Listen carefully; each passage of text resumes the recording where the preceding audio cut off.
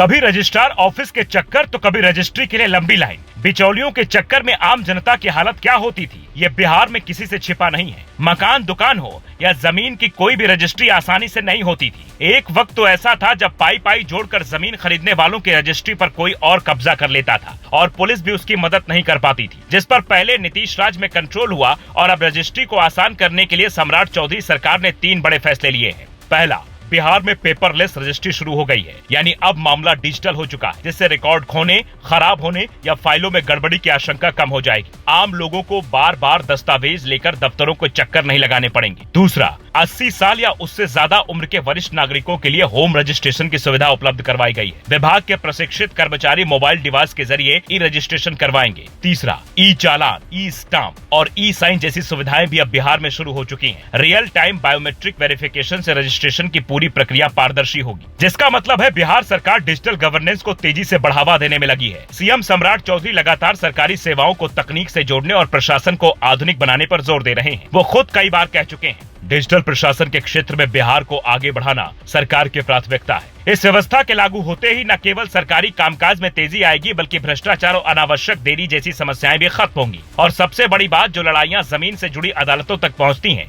जिनके कई case pending रहते हैं और जमीन वेरिफिकेशन में तमाम प्रक्रिया अपनानी पड़ती है, वो आसान होगी, क्योंकि तब सारी जमीनों का डिजिटल रिकॉर्ड उपलब्ध होगा। एक क्लिक पर यह पता किया जा सकता है कि कहां किसकी और कितनी जमीन है, जिसके वेरिफिकेशन में भी कोई गड़बड़ी नहीं कर पाएगा। यानी सम्राट चौधरी का फैसला आने वाले दिनों में ऐसे प्रशासनिक सुधार के रूप में देखा जाएगा जो सीधे जनता के जीवन को आसान बनाने से जुड़ा है। इसके लिए बाकायदा ट्रायल भी कर लिया गया है और अब 15 जुलाई से लागू होने जा रहा है, जिसके बाद आवेदन से लेकर दस्तावेजों की जांच, सत्यापन और रजिस्ट्री पूरी होने के बाद डीड तक की पूरी प्रक्रिया ऑनलाइन होगी। 15 जुलाई के बाद रजिस्ट्री के लिए किसी भी प्रकार के ऑफलाइन दस्तावेज स्वीकार नहीं किए जाएंगे, यानी ऑफलाइन प्रक्रिया बंद होगी। दस्तावेजों का सत्यापन भी डिजिटल माध्यम से किया जाएगा, जिससे प्रक्रिया पहले की तुलना में अधिक तेज और पारदर्शी होगी। नई व्यवस्था के तहत रजिस्ट्री पूरी होने के बाद आवेदकों को डीड की हार्ड कॉपी के लिए कार्यालय के चक्कर नहीं लगाने पड़ेंगे। इससे उन्हें राहत मिलेगी। विभाग की ओर से पंजीकृत डीड का पीडीएफ लिंक सीधे आवेदक के मोबाइल नंबर पर भेजा जाएगा।